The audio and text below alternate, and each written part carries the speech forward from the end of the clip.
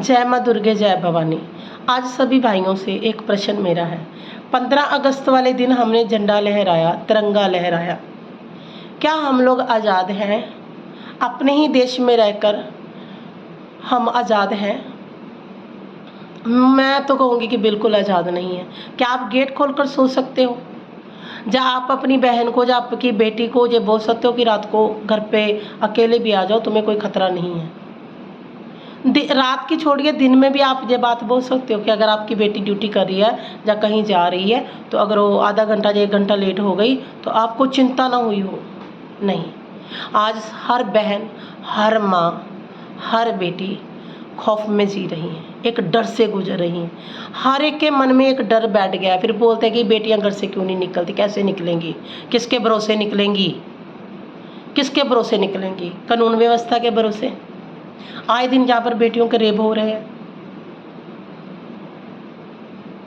क्या गलती थी कोलकाता की हमारी डॉक्टर बेटी ममिता की कि छोटी छोटी आंखों से बड़े बड़े सपने देख लिए थे। एक डॉक्टर बनना चाहती थी, देश की सेवा करना चाहती थी। ये गलती थी उसकी कि संजय जैसे भेड़िए ने वहाँ पर आकर उसके साथ रेप भी किया और उसके शरीर की सारी हड्डियाँ तक तोड़ दी। उसकी पीड़ा को आप महसूस कीजिए, उस माँ की पीड़ा को महसूस कीजिए जिसने अपनी बच्ची को 29 साल 30 साल तक पाला होगा। उसके ऊपर कितना खर्चा करा होगा डॉक्टर बनने के लिए। और संजय जैसे भेड़िए ने कुछ घंटों के अंदर उसकी पूरी जिंदगी खत्म कर दी, उसके सपने भी छीन लिए, उसको जान से ही मार दिया। क्या हर माँ के अंदर ये पीड़ा नहीं है? क्या हम लोग अपने देश में ऐसे डर डर के जिएंगे? क्यों हमारी कानून व्यवस्था इतनी स्ट्रॉन्ग नहीं बनती कि ऐसे भेड़ियों को सख्त से सख्त सजा दी जाए? इनके हौसले और बढ़ रहे हैं। कैसे बढ़ रहे हैं हौसले? रेप करेंगे, पकड़े जाएंगे, जेल होगी, मुफ्त की रोटियां वहां पर भी तोड़ी जाएंगी। ये सुधर कर नहीं आएंगे।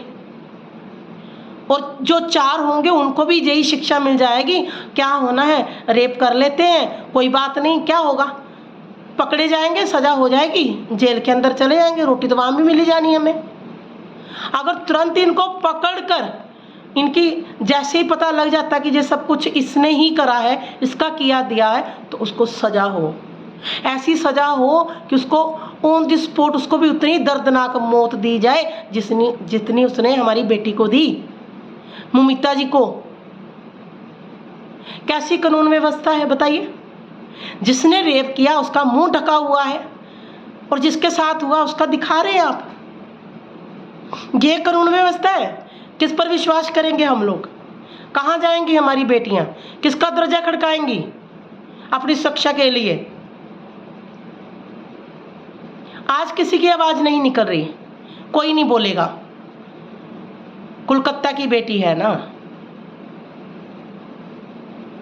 जब तक हमारी बेटियों के साथ नहीं आएगा तब तक कैसे बोलेंगे?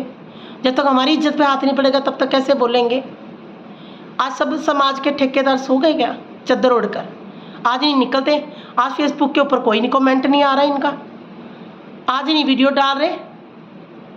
अंधभक्त बताने वाले आज चुप करके बैठे हुए हैं।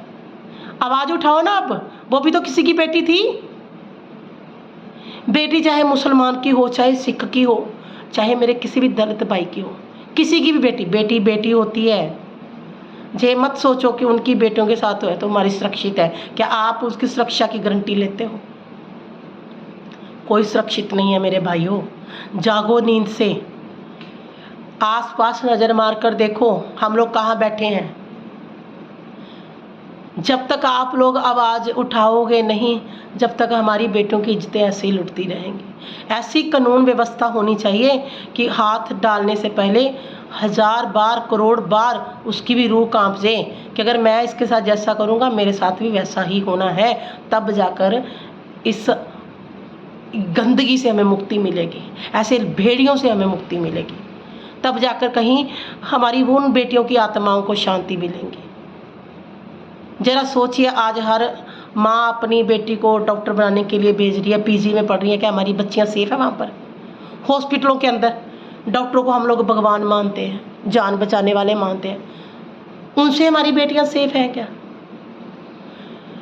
क्यों बर्दाश्त कर रहे हैं हम लोग? और कब तक करेंगे? कब तक हमारी माताएं, हमारी बहनें ये बर्दाश्त करेंगी? अगर आप लोगों से कुछ नहीं होता, अगर कानून व्यवस्था नहीं बनती, तो फिर हमें बोल दीजिए, हम अपनी सुरक्षा करना जानते हैं, फिर कर लेंगे।